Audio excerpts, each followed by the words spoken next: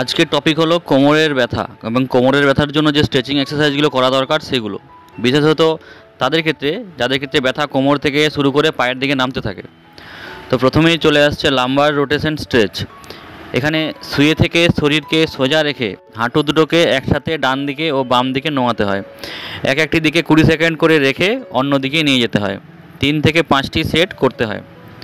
আচ্ছা, lumber rotation stretch আরেকটি রয়েছে, সেক্ষেত্রে একটি পা সোজা রেখে অপর পাকে এক পাশে নোয়াতে হয় আর মাথা বিপরীত পাশে ঘুরিয়ে রাখতে হয়। একই রকমভাবে এক্ষেত্রেও ওই 20 সেকেন্ড করে ধরে রাখতে হয় এবং 20 সেকেন্ড পরে অন্য পাশে একই ব্যায়ামটা করতে হয়। এটাও 3 থেকে 5 বার করতে হয়। এরপর রয়েছে 3 নম্বরে, যেটাকে আমরা বলে থাকি পাইরিফর্মিস স্ট্রেচ। এক্ষেত্রে শক্ত সমতল জায়গায় শুয়ে একটা হাঁটু মুড়ে অপর পাকে বাঁকিয়ে ওই হাঁটুর উপরে আটকে রাখতে হয় এবং ওই আগের হাঁটুকে ধরে টান দিতে হয়। যতটা সম্ভব টানা ততটাই যথেষ্ট।